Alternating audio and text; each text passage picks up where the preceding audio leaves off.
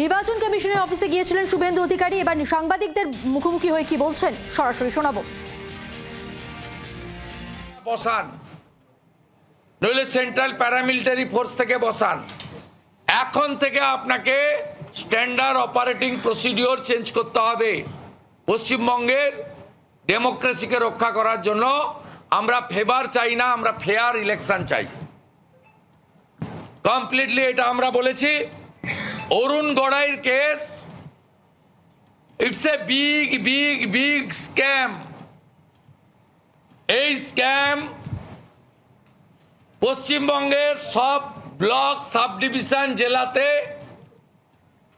আইপ্যাককে সাথে নিয়ে তৃণমূলের লোকেরা এবং তৃণমূলের ভুয়া ওবিসি সার্টিফিকেট দিয়ে যারা বিডিও হয়েছেন 15, 16, 17, 18, তার একটা ম্যাক্সিমাম পোরশন যাদের ওবিসি সার্টিফিকেট ইতিমধ্যে বাতিল হয়েছে এবং ফাঁকা খাতা দিয়ে যারা পিএসসিতে টাকা দিয়ে চাকরি নিয়েছেন, a big section of the WBCS, সবাই নয় কিন্তু বড় সেকশন, এরা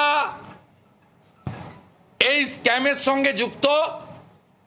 আমরা বলেছি, আইনে পার্লামেন্ট পরিষ্কার বলে দিয়েছে, any state government organisation, state government employee, সেটা দেখবে পুলিশ অথবা পুলিশের দ্বারা স্বীকৃত কোনো অর্গানাইজেশন, সিআইডি হতে পারে, ভিজিলেন্স হতে পারে ইত্যাদি।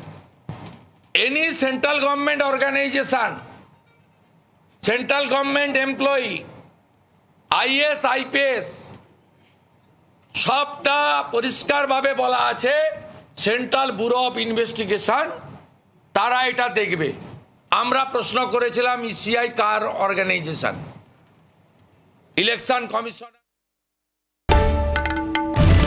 বাংলার আওয়াজ, বাঙালির আবেগ, জি 24 ঘন্টা।